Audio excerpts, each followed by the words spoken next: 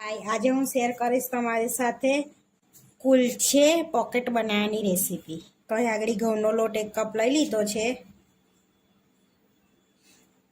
અહીંયા ચારીને મેં લઈ લીધો છે ઘઉંનો કપ।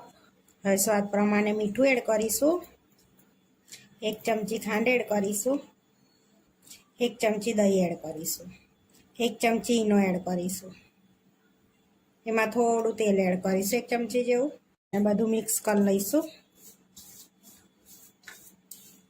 પાણી એડ કરીને આપણે લોટ બાંધી લઈશું।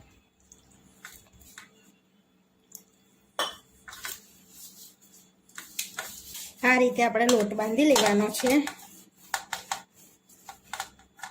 એકદમ આ રીતે।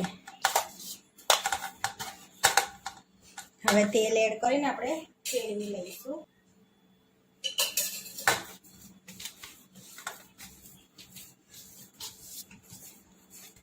હવે આપણે એને 2 કલાક માટે રેસ્ટ આપવાનો છે। તમારી પાસે વધારે ટાઈમ હોય તો તમે 3 થી 4 કલાક બી રેસ્ટ આપો છો, અને જેટલો રેસ્ટ પોકેટ આપણા એકદમ પાવ જેવા થાય, એટલે આપણે એને 2 કલાક રેસ્ટ આપીશું। મેં બધા વેજીટેબલ કટ કરી લીધા છે આ રીતે, અને ટામેટા બી કટ કર્યા છે, અને ટામેટાનું અંદરનું નથી લેવાનું આપણે। હવે આપણે સ્ટફિંગ તૈયાર કરી લઈશું। અહીંયા સ્ટફિંગ તૈયાર કરવા માટે એક પેનમાં આપણે 2 પરી તેલ લઈશું। અહીંયા તેલ ગરમ કરવા મૂકી દીધું છે। હવે તેલ ગરમ થાય એટલે આપણે વઘાર કરીશું। અહીંયા તેલ ગરમ થઈ ગયું છે, 1 ચમચી જીરું એડ કરીશું આપણે, ચપટી હિંગ, આદુ લસણની પેસ્ટ, અહીંયા લીલા સમારેલા મરચાં લાંબા લાંબા સ્લાઈસ। હવે એમાં એક ડુંગળી આપણે લાંબી સમારેલી એડ કરીશું,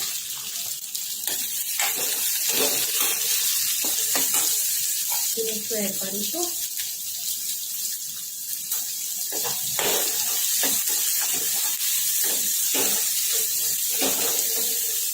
બે મિનિટ આપણે શેકા દઈશું। 2 મિનિટ થઈ ગઈ છે, આપણે કેપ્સિકમ એડ કરીશું, ગાજર એડ કરી દઈશું, અને કોબીજ એડ કરી દઈશું। બધું મિક્સ કરી લઈશું, અને ટામેટા એડ કરી લઈશું।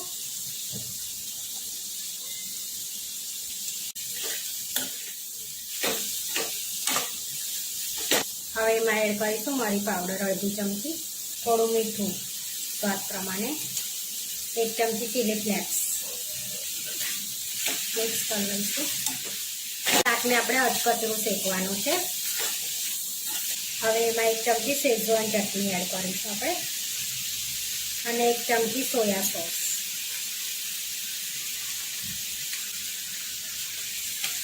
મિક્સ કરી લઈશું।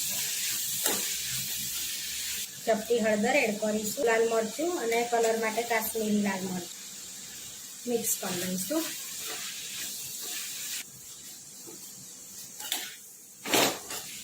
હવે એને અચકચરું આપણે શેકાવા દઈશું। હવે આપણે અચકચરું શાક શેકાઈ ગયું છે। હવે 1 ચમચી ટોમેટા કેચઅપ એડ કરીશું આપણે, અને થોડા ધાણા, હવે મિક્સ કરી લઈશું। હવે ગેસ બંધ કરીને આપણે થોડુંક ઠંડુ થવા દઈશું શાકને, બધું વેજીટેબલ। હવે આપણે લોટને બી 2 કલાક થઈ ગયા છે, જોઈ શકો છો એકદમ આમ ફૂલી ગયો છે। તમારે જો ટાઈમ હોય તો તમે 4 કલાક રવા દો તો સરસ થઈ જાય લોટ। સહેજ તેલવાળો હાથ કરીને આપણે મસળી લઈશું એને,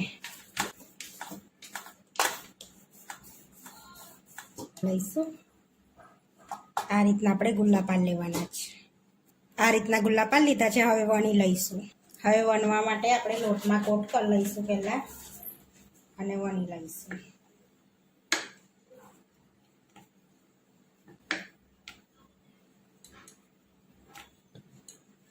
આ રીતની આપણે રાખવાની છે, બહુ પાતળી નહીં બહુ જાડી નહીં, મીડિયમ સાઇઝની આપણે રાખવાની છે। હવે બીજી વણી લઈશું। આ રીતે આપણે બધી વણી લેવાની છે।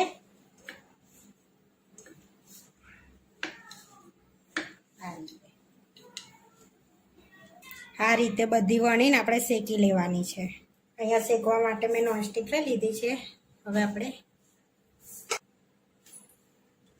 પલટાઈ લઈશું આપણે, અને ધીમા તાપે શેકી લેવાની છે। હવે તમે આની પર બટર કે ઘી પણ લગાડી શકો છો અને ઓઇલ પણ લગાડી શકો છો.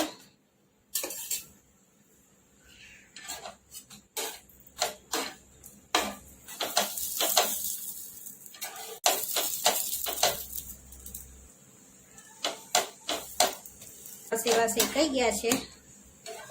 હવે કાઢી લઈશું આપણે પ્લેટમાં અને આ રીતે આપણે બધા શેકી લેવાના છે. આપણે આ રીતે બધી શેકી લીધી છે. સ્ટફિંગ બનાવ્યું હતું એ અંદર આપણે ભરી લઈશું. પોકેટને કટ કરી લઈશું. આ રીતે આપણે આ રીતે પોકેટ બનાવી લેવાના આપણે. જો આ રીતે આપણે બધા પોકેટ બનાવી લઈશું. બધા આપણે પોકેટ કટ કરી લીધા છે. હવે આપણે સ્ટફિંગ ભરી લઈશું. અહીં આપણું સ્ટફિંગ ઠંડુ થઈ ગયું છે. હવે આપણે પોકેટમાં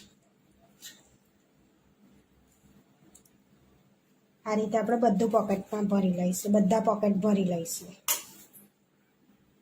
આ રીતે.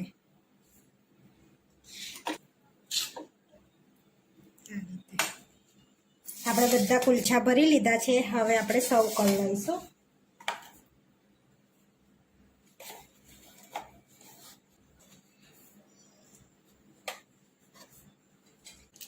પાઇપિંગ બેગમાં ભરીને ટોમેટો કેચઅપથી ગાર્નિશ કરીશું આપણે આ રીતે.